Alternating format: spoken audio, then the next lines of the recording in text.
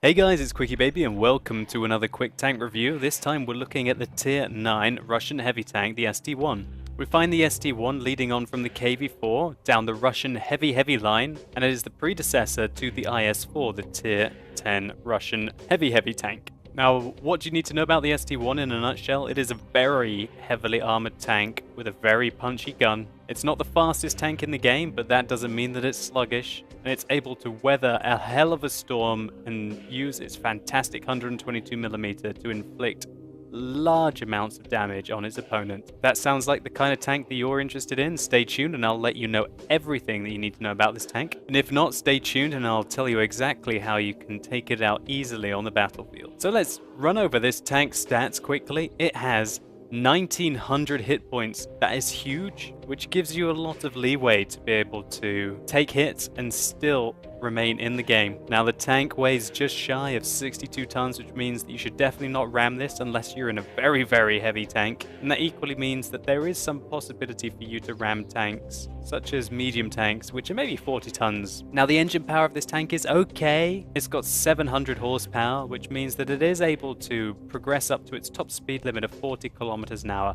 along a hard flat surface. Of course, this rather excellent top speed limit of 40 kilometers an hour means that downhill this thing can pick up quite significant speed to be able to advance around the battlefield and take advantage of flanking maybe slower, heavier tanks. But don't let me confuse you, this is definitely a heavy tank and it is quite sluggish at times. Now the hull armor on this tank is absolutely fantastic.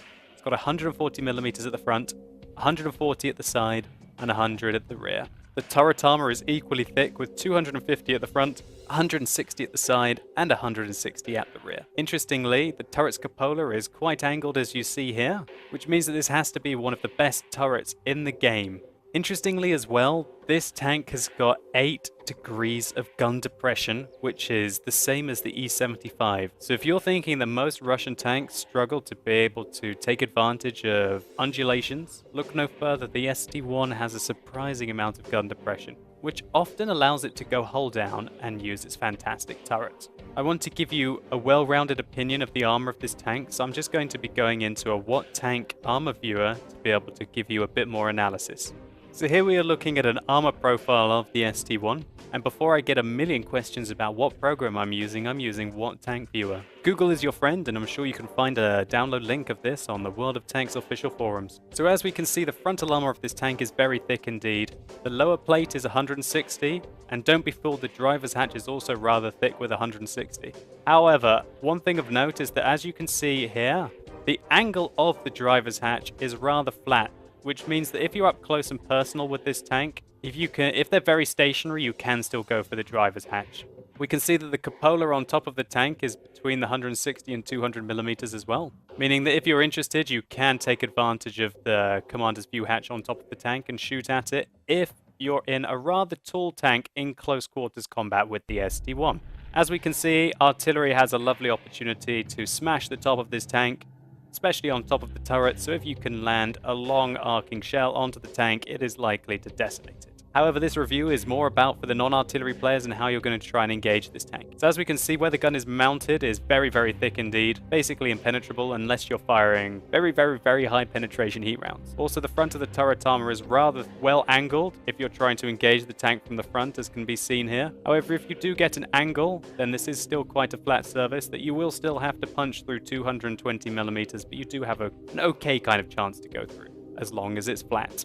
Now, interestingly, it looks like the sides of the front of the armor is 140mm. So if you turn this side on, you still have a chance to punch through it with quite a high caliber round. However, if you hit here from the front of the tank, that's not going to go in. Now, the lower plate of this tank we can see is 160, and it is rather flat. If the tank is not angling its armor, you will be able to just shoot its lower plate and penetrate it with most guns that this tank is going to meet.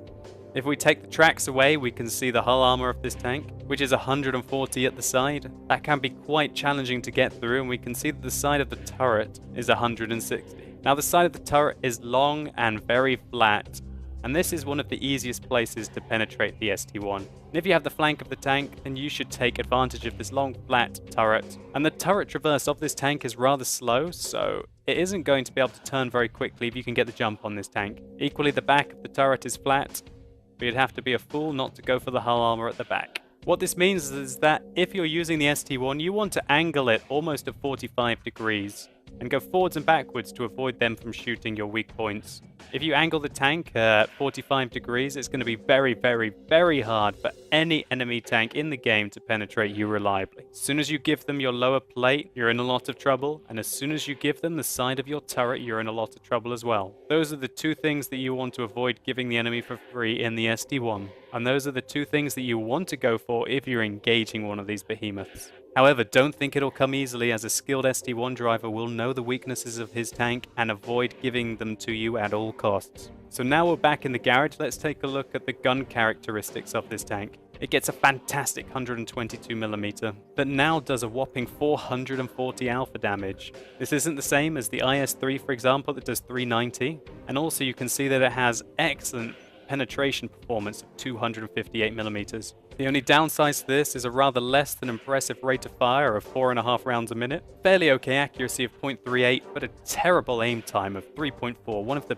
biggest weaknesses on the SD1. So what you basically need to know about this gun is that it's very punchy. If you hit the target, you will generally go in unless you're shooting a very, very thickly armored target. Interestingly, this rate of fire, when you compare it to the E75 gun, which I'm showing here, means that you do have 6% more DPM than the E75. As well as having the penetration advantage, but at an extreme disadvantage with your aim time. The heat rounds that this tank gets do pack quite a lot of punch with 340mm of penetration. However, against angled targets and also spaced armor, they're going to be worse than the APCR rounds that the E75 get, which have got 311mm of penetration. You guys might be asking, why are you comparing this tank to the E75? Well, honestly, that is the nearest comparison that you're ever going to get with the SD1. And some of you will be very excited about that. Some of you might love the E75. And if you like the E75 playstyle, as long as you can adjust to some of the differences that you're going to have with the SD1, you're still going to have an absolute monster of a time, guys. One thing to watch out for, as I did touch on earlier, is that the turret traverse of the speed is only 18 degrees a second. What that means is that if you're able to track this tank, you're very easily able to outmaneuver it. Medium tanks can run circles around these tanks if it can keep them tracked. One thing also that's interesting is that this tank does have 380 meters view range, which is less than the E75 at 400 meters. However, a quick comparison on Tank Compare shows that the camo rating of the SD1 is significantly better than the E75, both when stationary, in motion, and when firing. So that's absolutely everything that you need to know about the SD1. Let's take a look at how it performs in some gameplay. So here we go, we're looking at gameplay in the SD1. Playing on Severgosk, which was the new 8.7 map. This is an 8.7 replay, so I was still testing out this map really. We're going to speed the game up a little bit so we can get into position. I always like to change flanks on Severgosk. The SD1 isn't the fastest of tanks. As you can see, I'll put it in 1x speed for you here just so you can gauge it. We're averaging about 30 along these undulations. And I still think that the most valuable place is trying to defend the opposite flank. So we have an IS-8 dead ahead. I'm going to speed up the gameplay a little bit again so we can get stuck straight in there.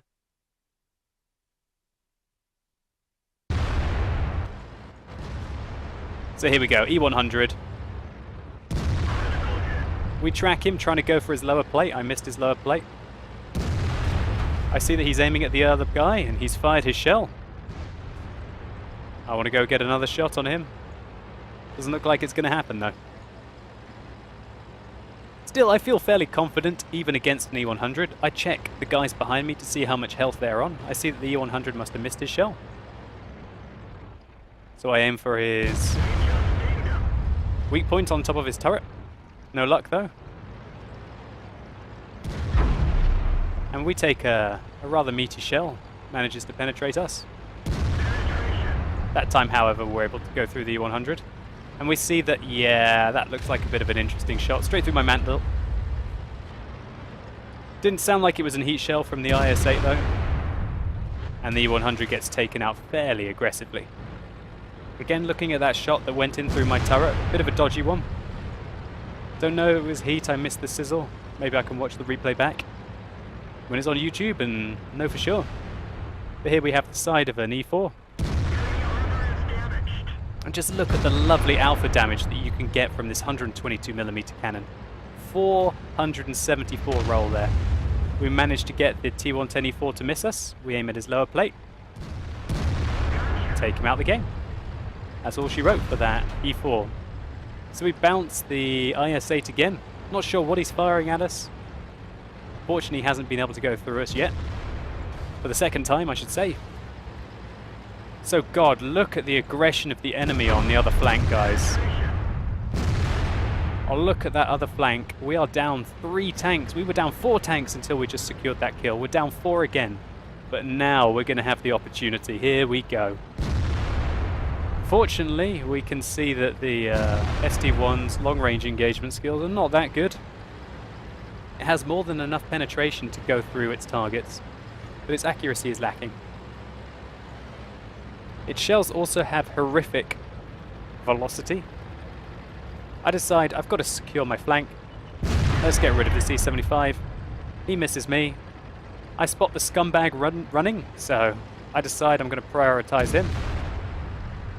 But the C-75 wants to shoot me in the side again, so I'll put one into him. I'm trying to angle my armor, and as you can see, he was unable to penetrate us. We're able to brutalize him. We did 1,289 damage to that E-75. He was unable to penetrate me. So the game is starting to even up a little bit. I tell my team to defend the base while I go off after this tier 10 artillery. I see that I'm getting shot in the side by a scout tank. However, he's really going to have to fire premium rounds at me if he really wants to challenge me. I'm kind of not bothered, so I'm just angling my turret a little bit so he doesn't really get a flush surface. I'm more worried about this object 261. He misses his shot. I don't miss mine. Have a quick look to see if anything's approaching me. Nope, we're fine. I just wait for my second shell. And that's all she wrote for the tier 10 artillery. So, right now I have the decision either to go and cap or to go and defend. I tell the team to defend the base. And I start to work my way towards the cap circle by the looks of it. Just going to speed up the replay for a bit. It's very boring watching these very slow Russian heavies traverse over the terrain. But just to give you an idea of just how slow you are, this is in real speed now. So great, 59-16 ahead of me. Really low roll there. He shows us some awesome driving skills. This is the last place you want to be in front of an SD1's gun. So we secure him and then we find the T-95. I quickly angle my tank as well as I can. And now you're going to see just how useful it is to have high penetration rounds. We managed to go through the lower plate of the T-95. We also realize that he's using 120mm because of his rate of fire. I'm just angling here. This is the standard side scrape maneuver for the SD1. So you can see here, this is the right angling for this tank, and it's very hard for the enemy to penetrate you when you angle like this. I decide that I want to progress against the enemy. Going to aim again. This time we don't have a clear shot on his lower plate, so we're going to go for his cupola. That time he was able to penetrate me. Let's take a look, see where he hit. Yep, the lower plate. That is what you need to defend in the SD1. Your lower plate and your driver's slot. Your driver's slot, your driver's hatch. Fortunately, we ricochet off the top of the T-95. Our driver is dead. Oh God, this is a big shot now. Okay, man. Alright, well it's on now, isn't it, sir? I wait for him to come through.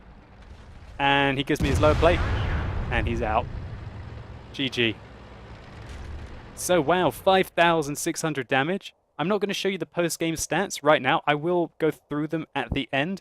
I just want to show you a couple more replays, guys, which I want to showcase really why I think the SD1 is such a powerhouse.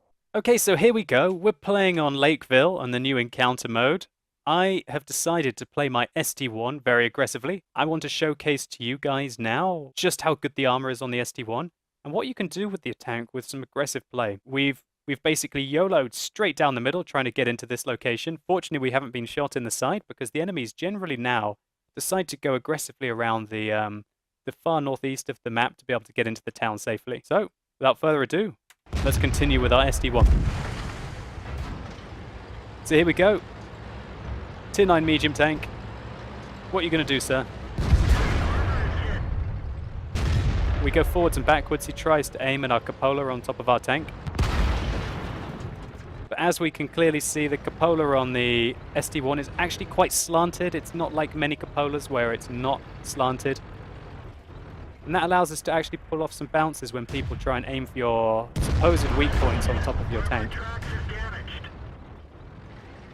So my team are clearly taking the town. This was a 53%er, so it's not like a smash and grab game. I have to be fairly careful still.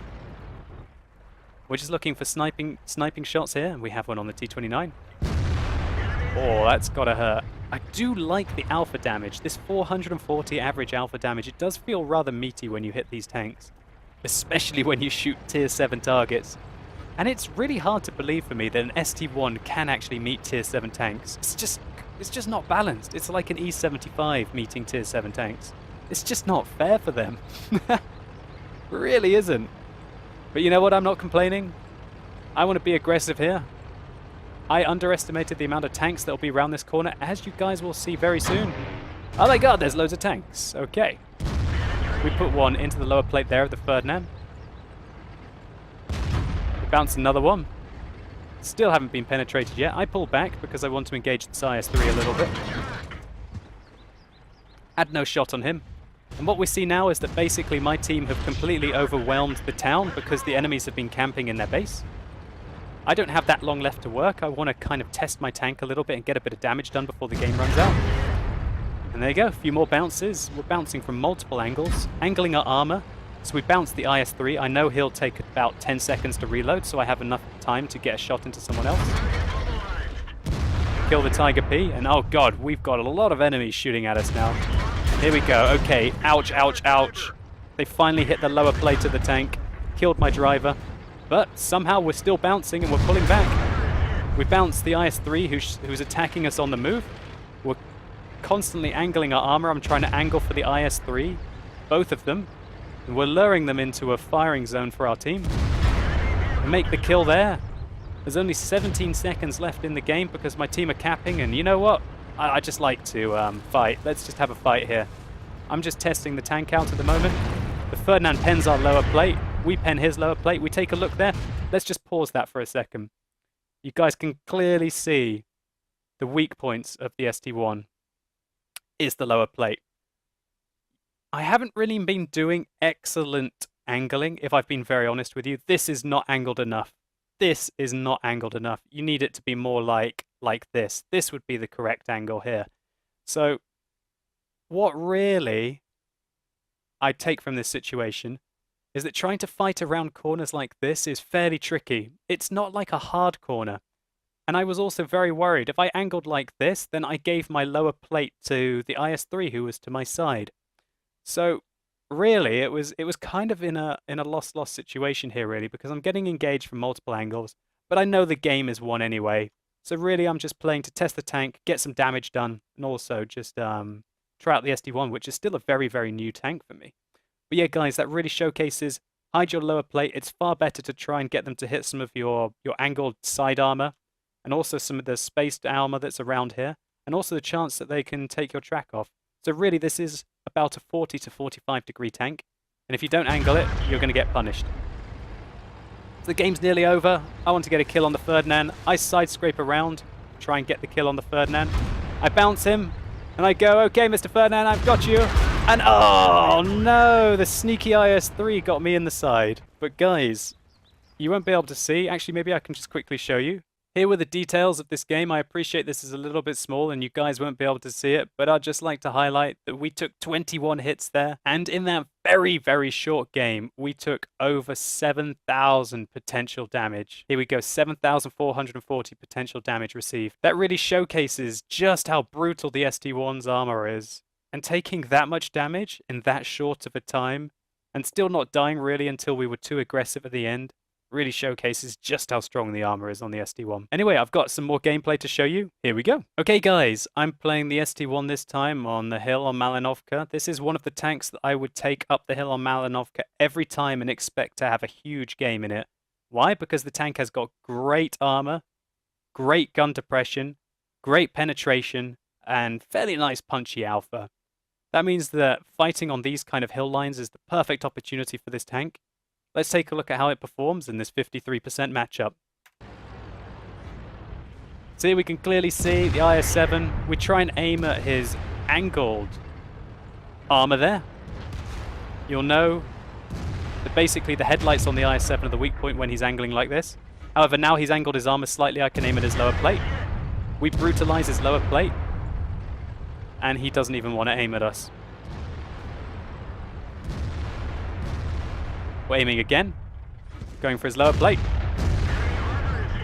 Beautiful shot. Nice high roll as well there. 510 alpha damage, that's a huge roll for this gun. Again, we've got his lower plate. Fortunately, we donk the shell out into the ground there, and it looks like I raged a little bit because my mouse has stopped moving. Oh, it's funny watching these replays back. Okay, so we've got another shot on his lower plate. That's one of the fantastic things about this gun. Look at the gun depression that we have. We don't have to expose much of our tank. And with the 258mm of penetration that we have, we've been able to penetrate the IS-7 every time that we've hit its lower plate. So we've done 1,700 damage to that guy. He can't be very happy at the moment. And we're not done yet. We're going to go for another shot on him, try and get the finishing shot. Unfortunately, the gunner lobs that one fairly high, and we hit his turret instead of hitting his headlight weak points.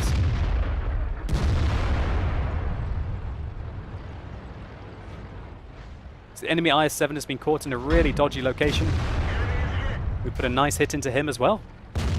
It's really nice having this high penetration 122mm on the ST1. Really allows you to make your shots count. Again, the gunner fires a little too high, hits the turret, and that's never going to be a penetrating shot on the IS-7. So here we go, we're aiming at his headlights again. Decide that it's not going to be a good opportunity, aim at the easier target.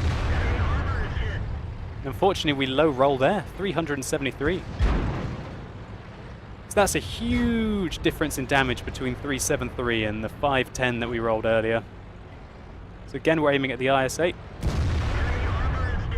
Putting a clean shot into him. Now we're over 3,000 damage. We've only been penetrated once. The enemy simply can't do anything because we are hull down and we've got the much better cannon. And this is really what I wanted to showcase for you guys. The kind of positions. The ST1 is an absolute behemoth if you can get it hull down. And your armor is enough to just take hits. Just take the hits. Bouncing a shell there on the M103, unfortunately. Just going to speed the game up a little bit. Let's see how it finishes off.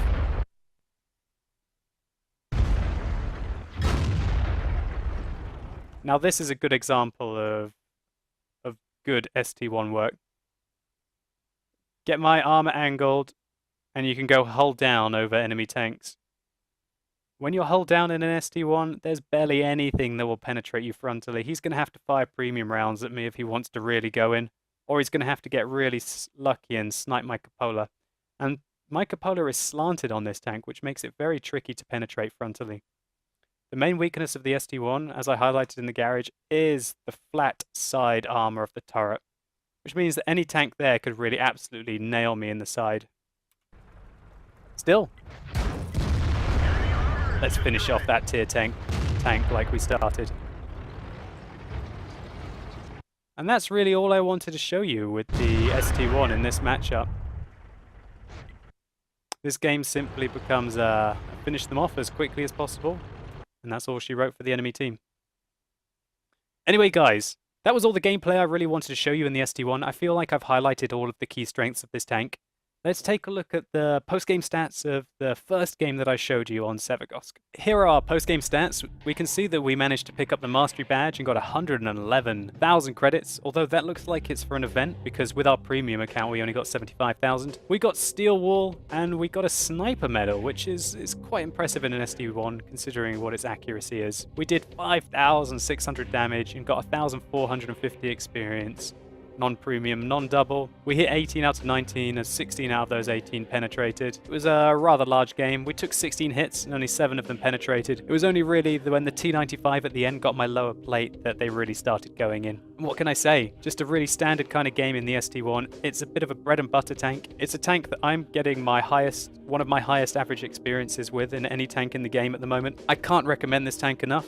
It's basically like a Russian E75. It does play slightly differently, but if you can play the E75 well, there's no reason why you can't perform well in the SD1. I liked this tank so much from some of the replays that I saw that I just had to buy it. I already had the IS-4 from back when the IS-4 used to be the tier 9 heavy tank. I grinded my way through the KV4 and I bought the SD1 and I elited it just so I could play this tank. I think this is definitely one of the tanks that you want to have in your garage as one of your keeper tanks. I think it's totally worth it, but one thing that I will say is that with the changes that just happened to the E75, that's lowering its engine power and increasing its traverse speed, that really I don't see that much difference between the SD1 and the E75 now. Previously the E75 was a lot slower downhill, it had worse traverse speed, but it had much better engine power, which allowed it to just plow uphill, unlike what the SD1 can. Now the E75 has the same top speed, roughly the same traverse speed, and it's got similar horsepower to ton ratio. Basically, this means that the SD1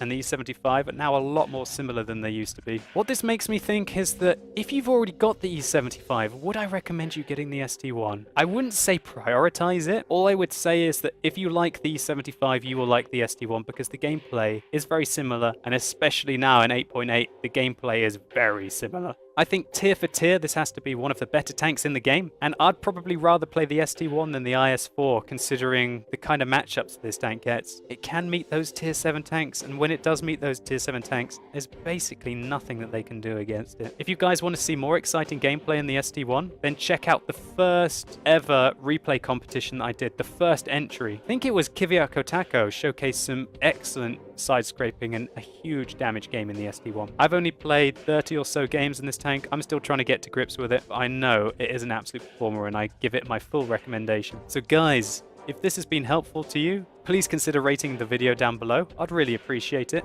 And tell me what you think about the SD1. And I'm very interested to know what you guys think about now the differences between the E75 and the SD1. Do you think that the 8.8 German changes mean that really they're kind of just clone tanks? And do you think that's a good thing for the game? I personally want to see as much variety between the trees as possible. And I feel now that the Conqueror and the M103 are very similar, and the SD1 and the E75 are very similar.